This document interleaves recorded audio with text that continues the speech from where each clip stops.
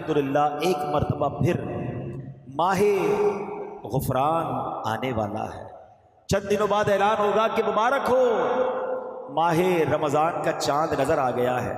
یہ اعلان سنتے ہی عاشقان رسول جھوم اٹھیں گے، چہروں پر تازگی آ جائے گی، مسجدوں کی رونق بڑھ جائے گی۔ تراویح کا سلسلہ، فرض نمازیں، کوئی نوافل کی کثرت کر رہا ہوگا، کوئی تلاوت قرآن کی سعادت پا رہا ہوگا، سحر و افطار کی رونقیں ہوں گی، اور انشاءاللہ زندگی کا لطف دوبالا ہو رہا ہوگا۔ خدا کی ہے عنایت، ماہ رمضان آنے والا ہے۔ ہوئی مولا کی رحمت، ماہ رمضان آنے والا ہے۔ خوشی سے جھومتا ہے دل، مچی ہے قلب میں ہلچل، ملی عاشق کو فرحت، ماہ رمضان آنے والا ہے۔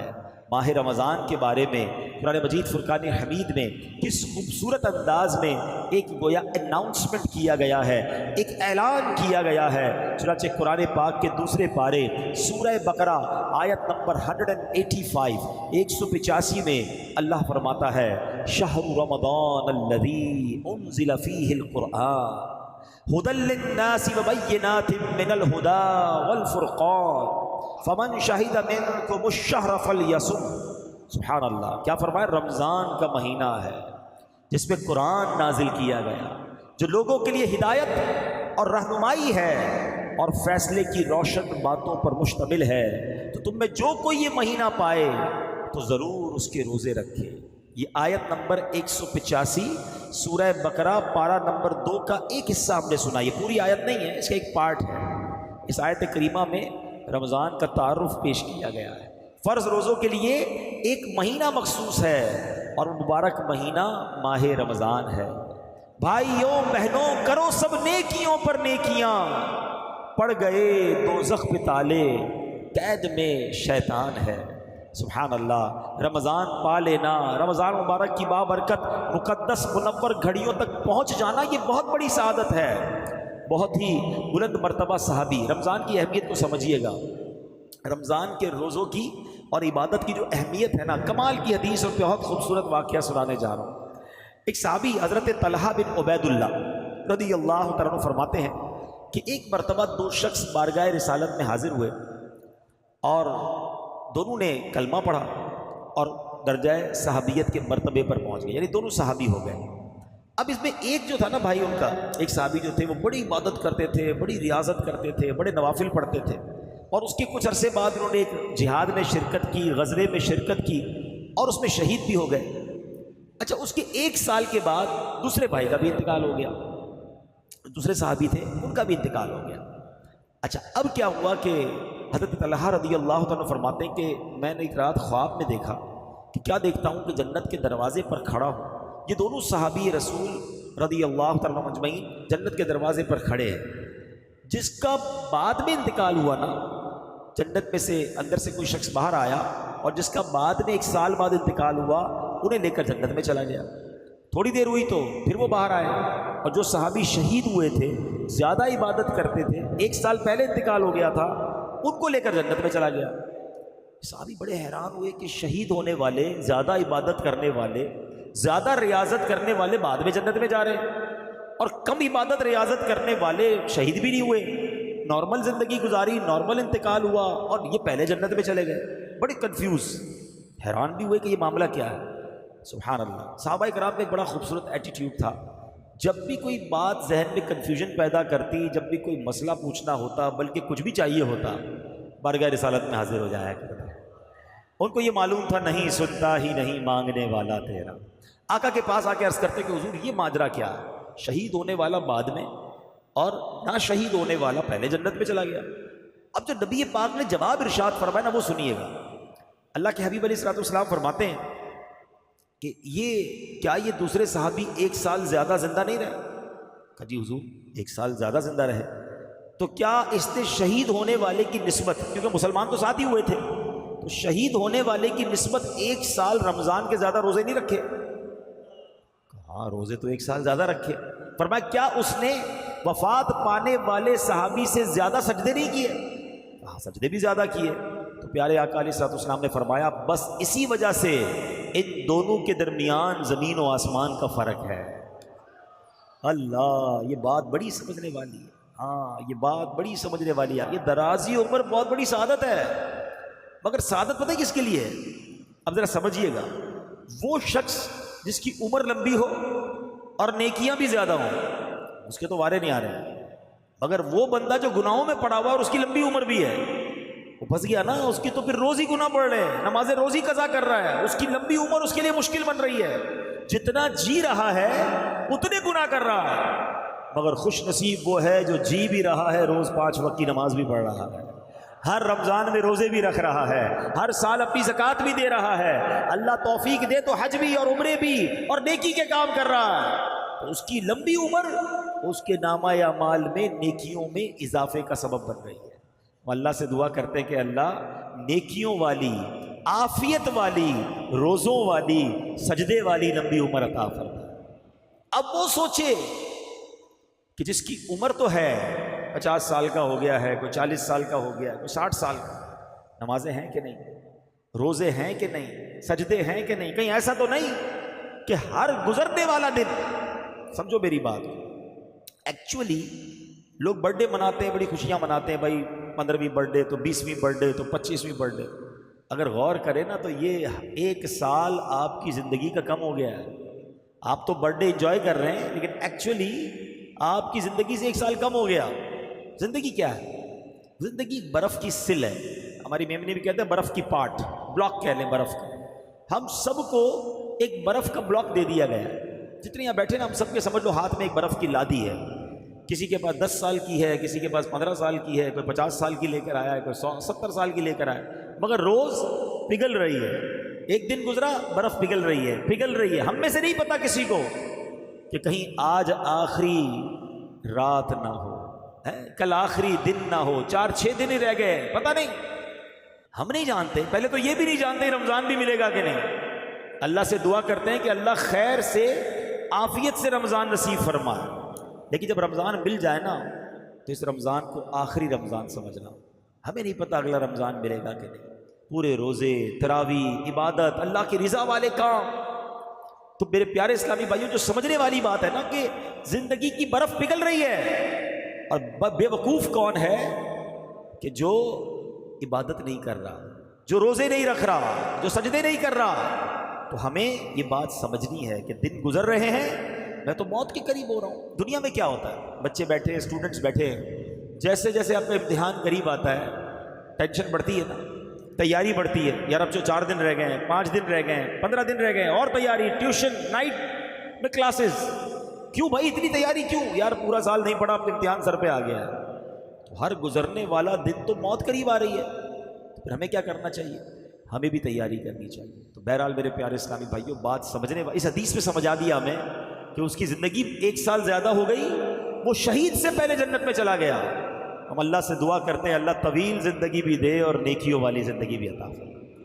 اب پیارے اسلامی بھائیوں، ماہ رمضان آنے والا، کیا خوبصورت کلام کے اشعار ہیں کہ میں رمضان المبارک پاؤں، روزے سارے رکھ پاؤں، تو رکھ زندہ سلامت، ماہ رمضان آنے والا ہے۔ الہی عافیت دینا، سلامت دل عطا کرنا، عطا کر دے تو صحت، ماہ رمضان آنے والا ہے۔ اے میرے پیارے اسلامی بھائیوں، یاد رکھیے علماء کرام فرماتے ہیں ماہ رمضان المبارک میں مغفرت کے اسباب، ریزن آف مغفرت جو ہیں وہ بڑھ جاتے ہیں۔ نمبر 1، ماہ رمضان کا روزہ رکھنا سامان مغفرت ہے۔ ماہ رمضان میں قیام کرنا یہ بھی مغفرت کا ذریعہ ہے۔ ماہ رمضان کی شب قدر میں عبادت کرنا یہ مغفرت پانے کا ذریعہ ہے۔ روزہ دار کو افطار کروانا یہ بھی مغفرت کا ذریعہ ہے۔ غلام یا ملازم پر آسانی کرنا یہ بھی مغفرت کا ذریعہ ہے۔ رمضان المبارک میں ذکر اللہ کی کثرت کی جائے کہ حدیث پاک میں ہے ماہ رمضان میں ذکر اللہ کرنے والا بخشا ہوا ہے، تو ذکر اللہ بھی مغفرت کا ذریعہ ہے۔ رمضان مبارک میں کثرت سے استغفار کرنے سے بھی بخشش کی خیرات ملتی ہے۔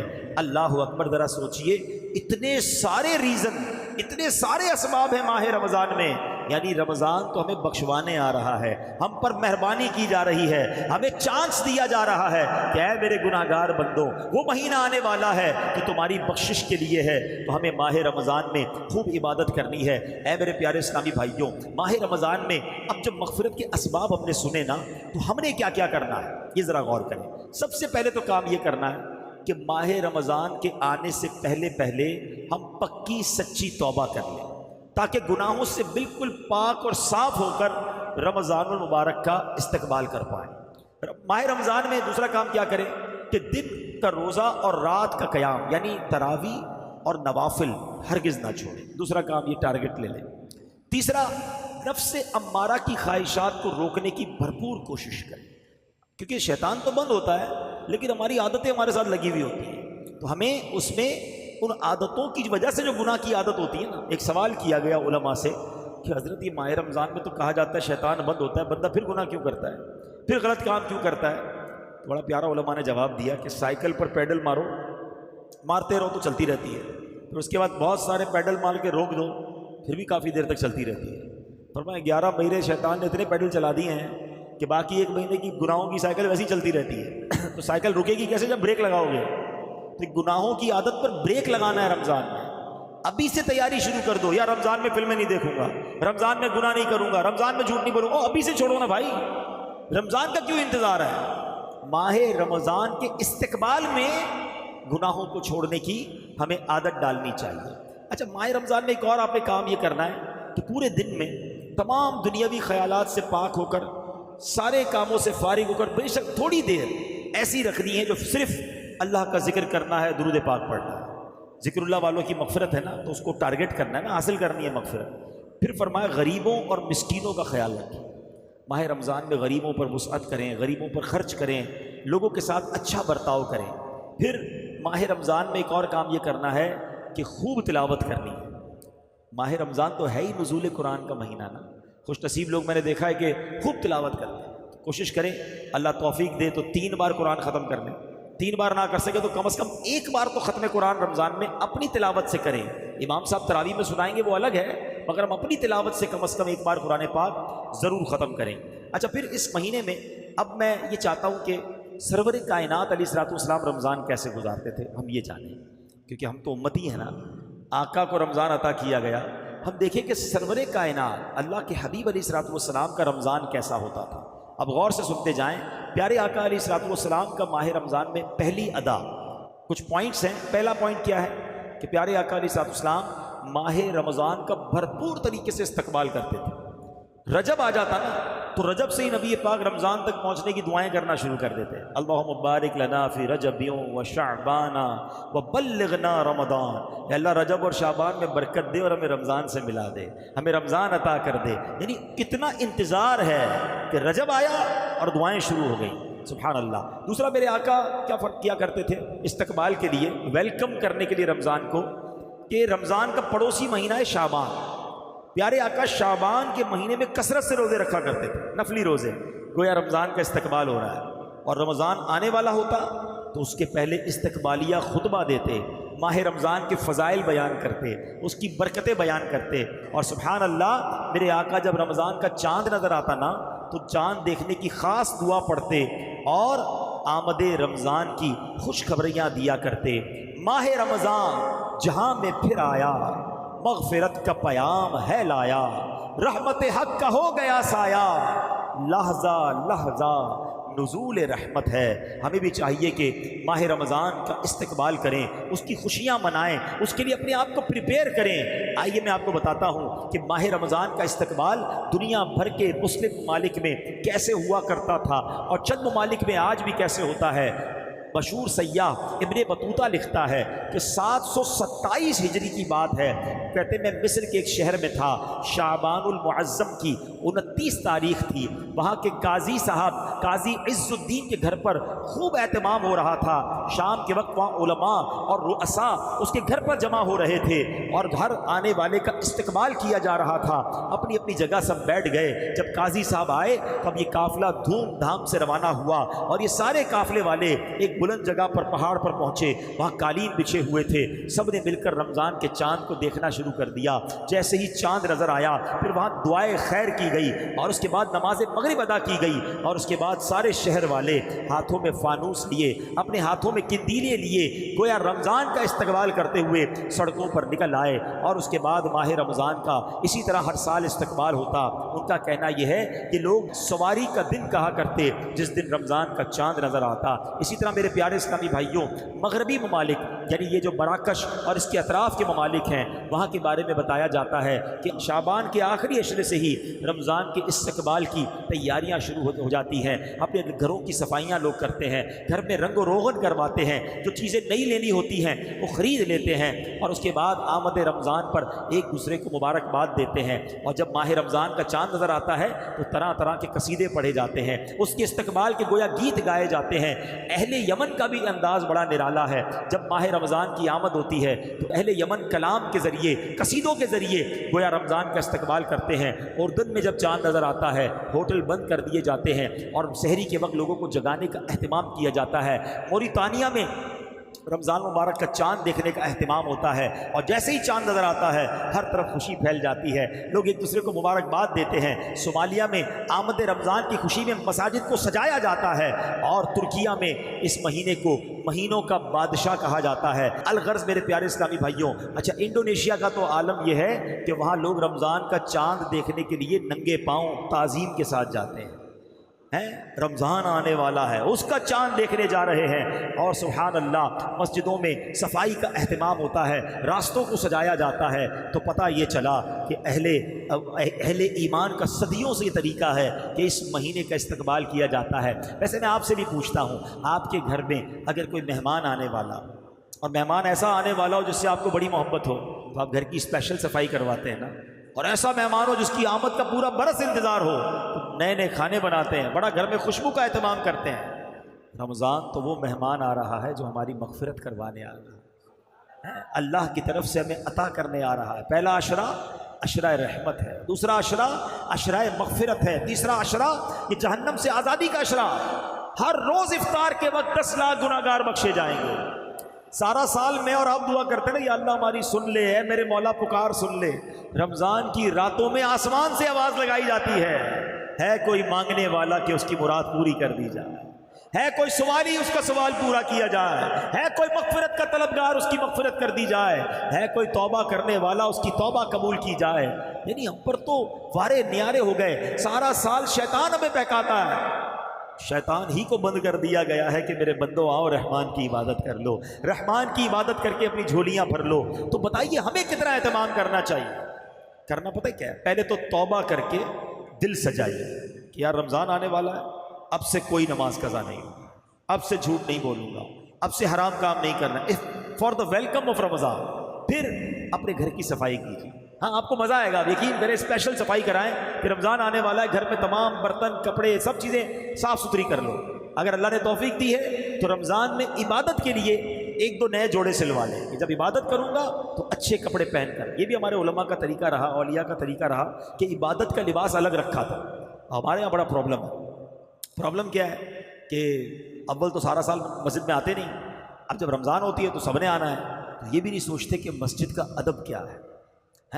میلے کچیلے کپڑے، پسینے والے کپڑے ایسے آ جاتے ہیں مسجد میں۔ اب جب مسجد میں آتے ہیں تو خود کو بھی تکلیف، برابر والوں کو بھی تکلیف، آپ کو پتہ ہے فرشتوں کو بھی تکلیف ہوتی ہے۔ اچھا پھر ایک اور مسئلہ خاص طور پہ مغرب کی نماز میں، اور شاید یہ فجر کی نماز میں بھی ہوتا ہوگا، کیونکہ وہ مغرب افطار کر کے پڑھنی ہے اور فجر جو وہ سحری کر کے پڑھنی ہے۔ اب اتنا خیال نہیں ہے کہ ابھی کھانا کھایا ہے تو منہ اچھی طرح صاف کرنا چاہیے۔ اگر ہمارے منہ سے بدبو آ رہی ہے تو ایسی بدبو والا منہ لے کر تو مسجد میں آنا منع ہے، اور کچی پیاز سموسے پتہ ہی ساری چیزیں افطار میں کھا جانی ہیں۔ وہ اللہ کے بندوں، یہ ساری چیزیں ہم مغرب کے بعد بھی کھا سکتے ہیں، مغرب سے پہلے کھجور کھا لیں، پانی پی لیں، اگر پھر بھی کھانا تو فروٹ کھا لیں تاکہ آپ کے منہ میں بو نہ ہو۔ ابھی پورا دن ویسے ہی آپ بھوکے رہے اور اب منہ میں بدبو، پیاز سموسے پتہ نہیں کیا کیا کھایا اور آ گئے اللہ کے گھر میں۔ آپ کو پتہ ہے جب بندہ نماز پڑھتا ہے، تلاوت کرتا ہے نا، اس کے منہ کے ساتھ فرشتہ منہ لگا دیتا ہے، اور اگر اس کے منہ سے بو آتی ہے تو فرشتہ چلا جاتا ہے۔ بتائیں ہمارا کیا حال ہوتا ہے؟ تو رمضان میں ایک سنت کی بھی نیت کر لیں کہ انشاءاللہ روزانہ کثرت سے مسواک کریں گے انشاءاللہ۔ مسواک خرید لیجئے گا اور ساتھ رکھیے گا، کیونکہ پیسٹ تو روزے میں کر نہیں سکتے، اس سے بچنا ہے. آپ پیسٹ کریں گے نہیں اور اس کے بعد مسواک بھی نہیں کریں گے تو پھر تو منہ کا عالم خراب ہو ہی جانا ہے. اچھی سی ایک عطر خرید لیں, اللہ توفیق دے تو, تاکہ مسجد میں جب آئیں تو اپنے جسم پر, اپنے کپڑوں پر خوشبو لگائیں اور اس نیت سے لگائیں کہ میرے آقا کی سنت ہے, مجھے بھی بدبو تکلیف نہ دے, میرے کسی ساتھی کو بھی تکلیف نہ دے.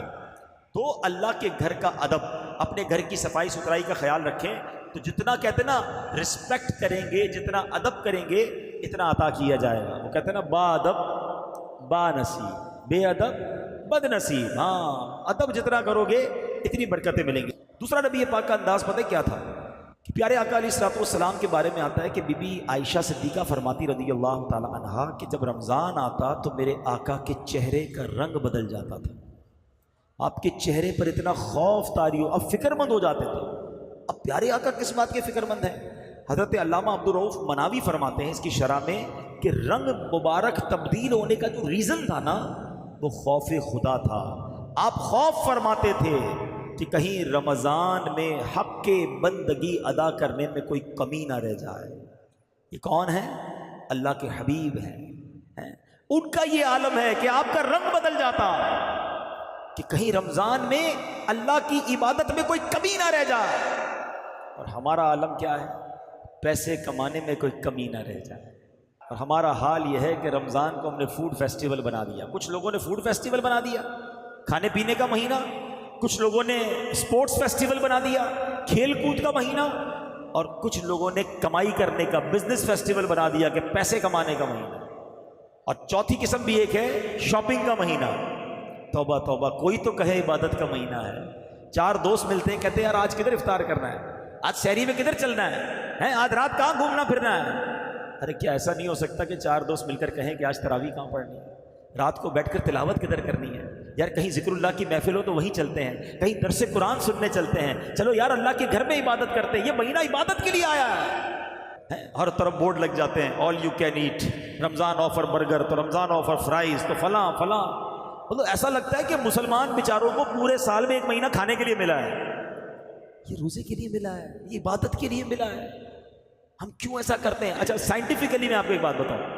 اب تو خیر کہتے ہیں نا بہت ساری چیزیں سائنس سمجھا دیتی ہے. ہماری میمنی میں کہتے ہیں کہ ہارے نہ مریو وارے مریو. کیا ہوتا ہے کہ پہلے لوگ کہتے تھے یار بیمار ہو تو طبیعت ڈاؤن ہو جاتی ہے روزوں میں, تو کمزوری بہت ہے اس لیے نہیں رکھتا. حالانکہ نبی پاک نے 1450 سال پہلے فرما دیا کہ روزہ رکھو صحت مند ہو جاؤ گے. اور آج جتنے ڈائٹسٹ جو ڈائٹ کرنے والے اور ڈاکٹرز ہیں اور سائنٹیفک لوگ ہیں, وہ سب کہتے ہیں کہ اگر آپ 14 سے 16 گھنٹے کی فاسٹنگ کریں تو آپ کی باڈی جو ہے اس کی بہت شاندار ریکوری شروع ہو جاتی ہے.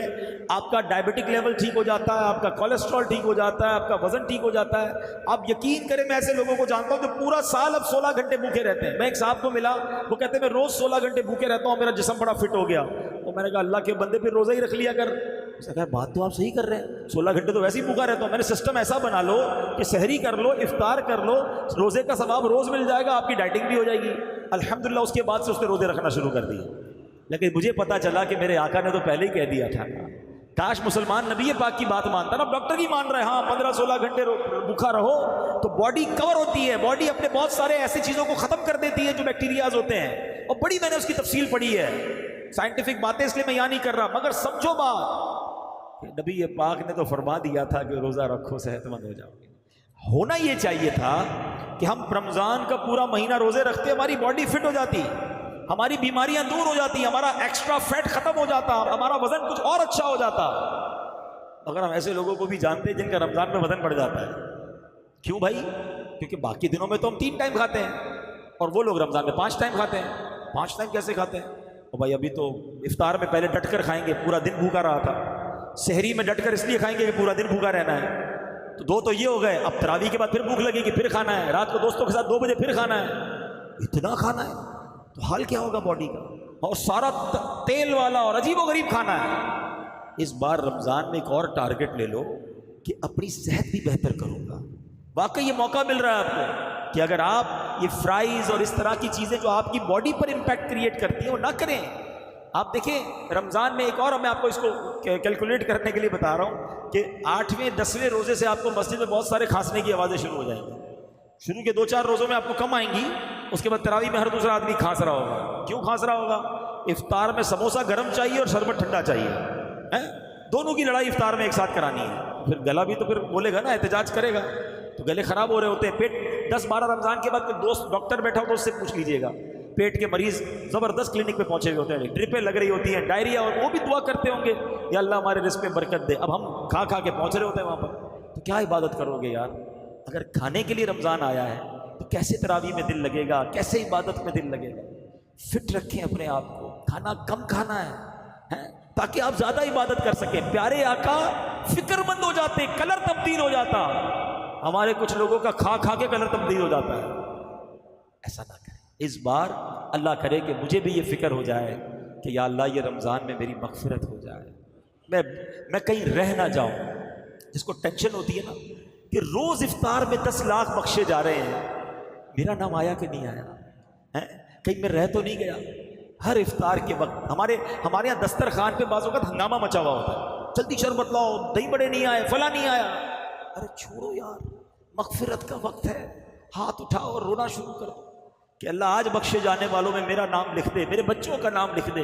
میں تو آپ کو ایک اور مشورہ دیتا ہوں، گھر کی جو خواتین ہیں نا، وہ بھی بیچاری آخری منٹ تک کچن میں رہتی ہیں، ان کو بھی کہہ دو یار 10-15 منٹ پہلے کام کر کے آپ بھی بیٹھ جاؤ آ کر۔ اور سبحان اللہ، کراچی والوں کو تو یہ نعمت حاصل ہے کہ روزانہ افطار سے پہلے شاندار مدنی چینل پر پروگرام چلتا ہے، باقی شہروں والے بھی سن سکتے ہیں، مگر کراچی کے چونکہ ٹائمنگ سیم ہوتے ہیں تو امیر اہل سنت کی دعائیں اور مناجات اور بڑا رقت والا ماحول فیضان مدینہ میں ہوتا ہے۔ ہمارے گھروں میں کیوں نہیں ہو سکتا؟ اگر نہیں جا سکتے فیضان مدینہ تو دسترخوان پر بیٹھے ہوں، والدہ بھی بیٹھی ہو، بھائی بہن بھی بیٹھے ہو، بچے بھی بیٹھے ہوں، مدنی چینل سامنے، اور کاش سب کے آنسو بہ رہے ہوں کہ اللہ افطار کا وقت ہے، آج 10 لاکھ بخشے جائیں گے، مالک مجھے بھی بخش دے۔ اور جیسے جیسے دن گزرتے جائیں تو کتنا فکر بڑھتی جائے کہ رمضان جا رہا ہے، میری بخشش ہوئی کہ نہیں۔ تو کونین کے والی کا عالم یہ تھا کہ آپ فکر مند رہتے تھے، خوف طاری تھا۔ اللہ کرے کہ اس رمضان میں ایسی کیفیت ہم کوئی بنانے میں کامیاب ہو جائیں۔ اور دیکھو ماہ رمضان کی بے حرمتی مت کرنا، یہ جو رات بھر جاگ کر کرکٹ کھیل کر دوسروں کی نیندیں خراب کر رہے ہیں، جو رمضان میں روزے قضا کرتے ہیں، معاذ اللہ ایسے بھی لوگ ملے کہتے ہیں رمضان میں اس لیے فلمیں دیکھتا ہوں، اس لیے ڈرامے دیکھتا ہوں کہ روزے میں ٹائم پاس ہو جائے۔ یہ رمضان بڑا مقدس مہینہ ہے، اس کی بے حرمتی کی سزا بھی زیادہ ہے۔ اس کو اس طرح سمجھو کہ کوئی بندہ روڈ سے گزر رہا ہو، وہاں گالی نکالے، باہر کوئی بری بات کہے، حرام ہے، غلط ہے، مگر مسجد میں آ کر کرے تو آپ کیا کہیں گے؟ یار اللہ کا خوف کرو، اللہ کے گھر میں گالی دے رہے ہو، ادھر کوئی بے حیائی کی بات کر رہے ہو، زیادہ شدت ہو جائے گی نا۔ کوئی بندہ عام جگہوں پر گناہ کرے، غلط ہے، مکہ پاک میں جا کر کرے، زیادہ غلط ہے نا۔ تو بالکل اسی طرح عام دنوں میں گناہ کرے، رونگ، لیکن رمضان میں کرے کہ جب اے بندے تیری آسانی کے لیے شیطان کو بھی بند کر دیا گیا، اب بھی تو گناہ سے باز نہیں آ رہا، تو پھر اس کی سزا بھی سخت ہے۔ اب سنیں، علامہ ابن جوزی لکھتے ہیں کہ اللہ پاک کے آخری رسول مقبول صلی اللہ تعالیٰ علیہ وسلم نے فرمایا، میرے پاس جبریل امین حاضر ہوئے اور عرض کیا، یا رسول اللہ صلی اللہ تعالیٰ علیہ وسلم، روز قیامت ایک نوجوان کو لایا جائے گا، وہ غمگین ہوگا، رو رہا ہوگا، فرشتے آگ اور لوہے کے راڈ سے، گرزوں سے اسے ہانک رہے ہوں گے۔ وہ نوجوان 1000 سال تک الامان الامان پکارتا رہے گا، لیکن اس کو امان نہیں دی جائے گی۔ پھر اس نوجوان کو 1000 سال کے بعد رب قہار کی بارگاہ میں پیش کیا جائے گا۔ اللہ پاک فرشتوں کو حکم دے گا کہ اسے منہ کے بل گھسیٹ کر جہنم میں ڈال دو۔ میرے آقا علیہ السلام کے، اے جبریل یہ کون ہوگا؟ عرض کیا حضور وہ آپ کا امتی ہوگا۔ فرمایا اس کا گناہ کیا ہوگا؟ عرض کیا یا رسول اللہ صلی اللہ تعالیٰ علیہ وسلم، یہ وہ بد نصیب ہے جس کی زندگی میں رمضان المبارک تو تشریف لایا، مگر توبہ و استغفار کی بجائے ماہ رمضان کو اس نے گناہوں میں گزار دی۔ اب بتائیے، لوگ کہتے ہیں یار ٹھیک ہے یار چلتا ہے، رمضان میں نہیں چلے گا۔ رمضان میں یہ جو سوشل میڈیا ہے نا، میں آپ کو صحیح بتاؤں، سب سے زیادہ گناہ کروانے کا ہمارا دروازہ ہی ہے۔ رمضان میں نارملی لوگ فلمیں ڈرامے نہیں دیکھتے، جن کے گھروں میں نہیں، بدقسمتی سے جو دیکھتے ہیں وہ الگ بات ہے، لیکن موبائل تو ہے نا سب کے پاس، ہر گروپ میں ایڈ ہے، ہر پیج کو لائک کیا ہوا ہے۔ ہم نہیں بھی دیکھنا چاہتے تو جیسے ہی کلک کرتے تو میوزک، گانا، بے پردہ عورت، کیوں دیکھنا ہے بھائی؟ اتنی مشکل سے رمضان ملا، کیا اس لیے ملا کہ میں اللہ کو ناراض کروں؟ ایک روایت میں نے پڑھی جس میں آتا ہے کہ جو رمضان میں ایک گناہ کرتا ہے اس کے 1 سال کے اعمال برباد کر دیے جاتے ہیں۔ ہمارا بنے گا کیا؟ ہم تو پتہ چلا رمضان میں لوگ بخشے جا رہے ہیں اور ہماری گناہوں کی عادت ہمیں مروا رہی ہے۔ کیونکہ جھوٹ بولنا، غیبت کرنا، لڑائی جھگڑے کرنا، بے حیائی کی باتیں کرنا، یہ تو کئی لوگوں کی عادت میں ہے۔ رمضان آنے کے بعد بھی جھوٹ منہ سے نکل رہا ہوتا ہے، گالیاں نکل رہی ہوتی ہیں، کیونکہ عادت تھوڑی ختم ہو گئی۔ ایسا تو ہے نہیں کہ چاند نظر آیا ہم نے بٹن بند کر دیا، عادت تو ساتھ لگی ہوئی ہے۔ توبہ بھی کرنی ہے اور کانشیس بھی ہونا ہے، خبردار بھی ہونا ہے کہ نہیں یار کوئی گناہ نہیں کرنا، ایک گناہ پر 1 سال کے اعمال برباد۔ پلیز میرے پیارے اسلامی بھائی، خدا را ڈونٹ ٹیک ایزی، یہ ہماری مغفرت کروانے، ہمیں رب سے قریب کرنے مہینہ آیا ہے، اس میں گناہ نہیں کرنے، اس میں خطائیں نہیں کرنی، اس میں بے حیائی اور غلط کام نہ کریں، یہ توبہ کر کے بخشش لینے کا مہینہ ہے۔ کاروبار کے لیے اور ٹائم پڑا ہے یار، لوگ اپنے ابھی بھی سارے سٹور بھر رہے ہوں گے کیا رمضان میں ریٹ بڑھا دیں گے، نہ کرو ایسا یار، پورا سال کما لیں گے، غریبوں کے لیے کچھ تھوڑی ڈسکاؤنٹ دے دو۔ یہ کمانے کے لیے مہینہ نہیں آیا، یہ مساوات، یہ خیر خواہی، یہ محبت، یہ ایثار کے لیے آیا ہے۔ میرے آقا علیہ الصلوۃ والسلام کا ایک اور انداز آپ کو بتاؤں، 2 ہو گئے نا، اب تیسرا انداز سنو۔ سرور کائنات علیہ الصلوۃ والسلام کا ایک انداز یہ تھا کہ آپ رمضان میں خوب سخاوت فرمایا کرتے تھے۔ راوی کہتے ہیں جیسے تیز آندھی چلتی نا، میرے آقا کا دریائے سخاوت اس سے بھی زیادہ جوش میں ہوا کرتا تھا۔ اچھا آقا سے بڑا سخی کون ہے؟ آپ کا تو ویسے ہی دریا بڑا جوش میں ہوتا ہے، مگر رمضان میں ایکسٹرا آرڈنری، جو آتا عطا فرماتے، جو آتا دے دیتے۔ کاش ہم بھی نبی پاک کی سخاوت کا کچھ کہتے ہیں قطرہ ہمیں بھی مل جائے، کہ ہم بھی سخاوت کریں، لوگوں میں تقسیم کریں، غریبوں کا خیال رکھیں۔ مشورہ دو، ہو سکے تو ایک افطاری کسی غریب کے ساتھ بیٹھ کر بھی کر لینا، ہاں اس کے دل میں خوشی داخل ہو جائے گی۔ افطاری کا سامان بانٹیں، اپنے بچوں کے لیے کپڑے لیں، ایک جوڑا کسی غریب رشتہ دار کے لیے، کسی غریب پڑوسی کے لیے لے لیں۔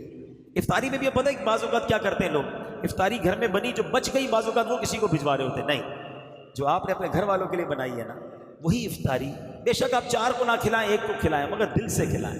بہترین کھلاؤ گے بہترین ملے گا، اچھا کھلاؤ گے اچھا ملے گا۔ تو آپ اللہ کی رضا کے لیے رمضان میں خوب سخاوت کریں۔ جنہوں نے زکوٰۃ دینی ہے اپنی زکوٰۃ پہلے سے نکال دیں تاکہ لوگوں کی عید اچھی ہو جائے، ان کے جناب جو ہے وہ باقی معاملات بہتر ہو جائیں۔ تو نبی پاک خوب سخاوت کرتے رمضان میں، ہم بھی کریں گے انشاءاللہ۔ اچھا پیارے آقا علیہ الصلوۃ والسلام کا ایک اور خوبصورت انداز کہ آپ جب ماہ رمضان آتا، بی بی عائشہ فرماتی ہے کہ پیارے آقا عبادت پر کمر باندھ لیا کرتے تھے، اور پورا رمضان اکثر وقت بستر پر نہیں آتے تھے، یعنی آپ ساری رات عبادت کرتے تھے، عبادت پر کمر بستہ ہو جاتے تھے۔ تو کیا ہمارا ایسا کوئی ذہن ہے کہ ہم نے کوئی پلان کیا ہو کہ یار اب میں نے رمضان میں اتنے نوافل پڑھنے ہیں، اتنی تلاوت کرنی ہے، قضائے عمری ہے تو وہ ادا کرنی ہے؟ میرے پیارے اسلامی بھائیوں، رمضان کو پلان کریں، جتنے نوافل ہیں نا پورے پڑھنے، پہلے تو یہ نیت کر لیں، ظہر میں 4 سنت، 4 فرض، 2 سنت اور 2 نفل بھی پڑھیں گے، عصر کی 4 سنتیں غیر موقعہ بھی پڑھیں گے، 4 فرض بھی پڑھیں گے انشاءاللہ، مغرب میں 3 فرض، 2 سنت، 2 نفل اور 2 اوابین بھی پڑھیں گے انشاءاللہ، اور عشاء کی 17 پوری رکعتیں پڑھیں گے انشاءاللہ، اور اللہ توفیق دے تو تہجد بھی پڑھیں گے انشاءاللہ، اشراق چاش بھی پڑھیں گے انشاءاللہ۔ ہاں رات کو تھوڑا پہلے اٹھ جاؤ نا، اچھا تہجد بھی 8 رکعتیں پڑھ سکتے ہیں، اگر کوئی کہے یار روزانہ 8 رکعت تہجد 8000 روپے ملیں گے، 2 پڑھو گے تو 2000، 8 پڑھو گے تو 8000، آپ بولیں گے مولانا صاحب 12 پڑھیں گے تو کچھ اور ملیں گے، وہ بھی پڑھ لیتے ہیں۔ اللہ کے بندو، جنت کی نعمتیں مل رہی ہیں، تہجد کی نماز کو سب سے افضل نفل نماز کہا گیا، اور خاص قبولیت دعا کا وقت ہے۔ روزانہ سحری میں اٹھتے ہو نا بھائی، جو لوگ سحری میں اٹھتے ہیں وہ پلان کر لیں کہ انشاءاللہ اٹھیں گے اور اللہ توفیق دے 8 رکعتیں، ورنہ کم از کم 2 رکعتیں روزانہ تہجد کی نماز ادا کریں۔ تو رمضان کے لیے کمر بستہ ہو جانا ہے، پلان کرنا ہے انشاءاللہ کہ اس بار ماہ رمضان میں خوب نیکیاں کرنی ہیں۔ اچھا اب اسی طرح پیارے آقا علیہ الصلوۃ والسلام کی 2 اہم عبادتیں کیا تھیں کہ پیارے آقا خوب نمازوں کی کثرت فرماتے اور گر گڑا کر دعائیں کیا کرتے۔ رمضان دعاؤں کا مہینہ ہے، سب لوگ ہی تقریباً پریشان ہوتے ہیں، کوئی بیمار بیٹھا ہوگا، کوئی قرض دار بیٹھا ہوگا، کسی کا فیملی پرابلم، اچھا پرابلم بہت سارے ہیں، دعا کا ٹائم کسی کے پاس نہیں ہے۔ یہ عجیب بات ہے، جدھر سے حل ہونا ہے مسئلہ ادھر جانے کے لیے تیار کوئی نہیں ہے، سب کے پاس جاتے اور رب کے پاس نہیں جاتے۔ تو دعا جو ہے نا یہ مومن کا ہتھیار ہے، اور رمضان میں میرے آقا گر گڑا کر دعائیں مانگتے، تو اللہ کرے کہ ہم بھی دعائیں مانگیں۔ اور نبی پاک ایک اور عبادت بڑی پابندی سے کیا کرتے کہ میرے آقا 20 رکعت تراویح ادا فرماتے۔ یہ مسکنسیپشن دور کر لیں، نبی پاک نے روزانہ ماہ رمضان میں وتر کے علاوہ 20 رکعتیں ادا فرمائیں، تراویح کی انشاءاللہ 20 رکعتیں پوری ادا کریں گے انشاءاللہ۔ اللہ توفیق دے تو با جماعت انشاءاللہ تراویح پڑھیں. تو یہ بھی ایکسٹرا ہو گیا نا, فرض نمازوں کے علاوہ تراویح پڑھیں گے ہر سجدے پر نیکیاں, تو یہ عبادت آپ نے نہیں چھوڑنی. یہاں یہ بھی یاد رکھیں کہ اعتکاف تراویح جو ہے یہ سنت مؤکدہ ہے اور اس کی ترک کی عادت بنا لینا گناہ ہے. تو تراویح نہیں چھوڑنی ہے بالکل کسی صورت میں بھی. خدا نہ خواستہ کسی مصروفیت کی وجہ سے یا اللہ نہ کرے لیٹ ہو گئے, جماعت میں نہ پہنچے تو اکیلے میں بھی تراویح پڑھنی ہے. ایک بڑا مسکنسیپشن ہمارے شہر میں شروع ہو گیا ہے کہ جب سے یہ 3 روزہ تراویح, 5 روزہ تراویح, 7 روزہ تراویح شروع ہوئی ہے تو کچھ لوگوں نے یہ سمجھ لیا کہ بس 3 دن میں پورا قرآن ہو گیا, اب چھٹی ہو گئی تراویح کی. قرآن آپ کا پورا ہو بھی گیا تو تراویح کی چھٹی نہیں ہوئی ہے. آپ کو تراویح پھر بھی پڑھنی پڑے گی اور وہ آخری رمضان تک پڑھنی پڑے. 27 وقت قرآن ختم ہوا, پھر بھی آخری 3 دن جو بھی باقی ہیں آپ نے تراویح پڑھنی ہوگی. اور بہتر یہی ہے کہ با جماعت تراویح پڑھیں. نبی پاک کا ایک اور کام, سبحان اللہ, میرے آقا رمضان میں خوب قرآن کا دور فرمایا کرتے تھے. جبریل امین آتے تھے اور نبی پاک ان کے ساتھ مل کر قرآن کا دور فرماتے. تو اگر کوئی حافظ قرآن ہے, تراویح سنانی ہے یا نہیں سنانی, قرآن کا دور شروع کر دیں. قرآن اور پکا کر لو نا, بلکہ جو حافظ نہیں ذہن نصیب کچھ صورتیں یاد کر لے, مختصر کچھ صورتیں یاد کر لے, اس کا دور کرنا شروع کر دے. اور بڑی پیاری بات علماء نے کہی کہ دور نبی پاک کی ادا ہے نا, تو گھر میں 2 بھائی بیٹھ جائیں, میں قرآن پڑھتا ہوں تم سنو, پھر آپ پڑھیں تو میں سنتا ہوں, تو یہ دور ہو جائے گا. میاں بیوی کر سکتے ہیں, بھائی بہن کر سکتے ہیں, امی کے ساتھ بیٹا کر سکتا ہے کہ دونوں آمنے سامنے بیٹھ جائیں, تھوڑی دیر میں قرآن پڑھتا ہوں آپ سنیں, پھر آپ سنیں. کیونکہ نبی پاک جبریل امین کے ساتھ قرآن کا دور کیا کرتے تھے. تو کیا اللہ کرے کہ بس ذہن یہ بن جائے یار, تلاوت ہے, درود ہے, روزہ ہے, صدقہ ہے, خیرات ہے, پر لوٹنا ہے میں نے نیکیاں, شاپنگ ہے, گھومنا ہے, کھانا ہے, کھیلنا ہے, یہ نہیں ہے رمضان. رمضان آپ نے سمجھو ایک بہت بڑا جنت کا شاپنگ سینٹر ہے اور وہاں بہت ساری جنت کی نعمتیں. یہ بھی لے لوں یار روزہ رکھ کے, تراویح پڑھ کے یہ بھی لے لیتا ہوں, ذکر کر کے یہ بھی لے لیتا ہوں, تلاوت کر کے یہ بھی لے لیتا ہوں, صدقہ کر کے یہ بھی لے لیتا ہوں. یہ ذہن بناؤ کہ ماہ رمضان بس میں نے نیکیوں کا ذخیرہ کرنا ہے اور پھر سب کچھ کر لوں, ہوں تو ناقص. پھر اللہ سے عرض کروں گا مولا جن کی قبول کی ہے ان کے صدقے میری بھی قبول فرما. تو یہ اللہ کرے کہ ہمارا مائنڈ سیٹ بن جائے. تو بہرحال میرے پیارے اسلامی بھائیوں, چند باتیں میں نے آپ کو عرض کی ہیں, 5 اہم باتیں تھیں. میں چاہتا ہوں ریپیٹ کر لیتے ہیں رمضان آنے سے پہلے کہ رمضان کا پیارے آقا استقبال کیا کرتے تھے. ہم بھی استقبال کریں گے, نیکیاں کر کے استقبال کریں گے, ٹھیک ہے, دل صاف کر کے استقبال کریں گے. کسی مسلمان سے لڑائی ہے تو سلو کر کے استقبال کریں گے, ٹھیک ہے. نمبر 2, میرے آقا علیہ الصلوۃ والسلام ماہ رمضان میں فکر مند ہو جاتے تھے, رنگ مبارک تبدیل ہو جاتا تھا, خوف خدا طاری ہو جاتا تھا. انشاءاللہ ہم بھی اس رمضان میں اللہ کی عبادت کی فکر کریں گے اور اپنی مغفرت کے لیے خوب کوشش کریں گے انشاءاللہ. تیسرا, میرے آقا علیہ الصلوۃ والسلام عبادت کے لیے کمر بستہ ہو جاتے, نوافل پڑھتے اور خوب دعائیں کرتے. انشاءاللہ ہم بھی کثرت سے نوافل پڑھیں گے اور خوب دعائیں کریں گے انشاءاللہ. چوتھا, میرے آقا جبریل امین کے ساتھ قرآن کا دور کیا کرتے تھے. ہم بھی انشاءاللہ ماہ رمضان میں کثرت سے تلاوت قرآن کریں گے انشاءاللہ. اور 5واں, میرے آقا خوب سخاوت فرمایا کرتے ہیں. واہ کیا جود و کرم ہے, شہ بطحا تیرا, نہیں سنتا ہی نہیں مانگنے والا تیرا. تو میرے پیارے اسلامی بھائیوں, خوب سخاوت کرنی ہے. اور یاد رکھیں آپ کی سخاوت اور آپ کی زکوٰۃ کا پہلا حقدار پتہ ہے کون ہے؟ وہ آپ کے اپنے غریب رشتہ دار ہیں. بعض اوقات لوگ دنیا میں بانٹ رہے ہوتے ہیں, غریب رشتہ دار پریشان ہوتے ہیں. روایتوں میں یہ مضمون ملتا ہے کہ اللہ کریم اس بندے پر قیامت کے دن نظر رحمت نہیں فرمائے گا جو غیروں کو بانٹے اور اس کے اپنے پریشان. تو پہلے اپنے غریب رشتہ داروں کو دیکھ لیں. ہاں یہ ضرور ہے کچھ رشتہ دار غریب ضرور ہوتے ہیں مگر زکوٰۃ کے مستحق نہیں ہوتے. زکوٰۃ کے مستحق ہونے کے لیے پورا ترتیب ہے نا کہ وہ صاحب نصاب نہ ہو, اس کے پاس اتنی رقم نہ ہو. تو اگر آپ کو لگتا ہے میرا کوئی رشتہ دار غریب ہے, بیچارہ پریشان ہے اور زکوٰۃ کا مستحق نہیں ہے, تو بھی اس کی مدد ضرور کریں. مگر اللہ نے مال دیا ہے تو زکوٰۃ کے علاوہ والے مال سے کر لیں. اور اگر کوئی رشتہ دار غریب ہے اور زکوٰۃ کا مستحق ہے تو پہلے اس کو زکوٰۃ دیں. اور اس کے بعد میری گزارش یہ ہے کہ دعوت اسلامی جو عاشقان رسول کی ایسی تحریک ہے جو دنیا کے 150 سے زیادہ ملکوں میں دین متین کی خدمت کر رہی ہے, تو اس بار بھرپور دعوت اسلامی کا ساتھ دیں گے انشاءاللہ. اور فطرہ جس کو اللہ نے دیا ہے بہترین فطرہ دیں گے انشاءاللہ, ٹاپ کیٹیگری کا فطرہ دیں گے انشاءاللہ. اللہ مجھے اور آپ کو اپنی راہ میں دل کھول کر خرچ کرنے کی توفیق عطا فرمائے۔ صلو علی الحبیب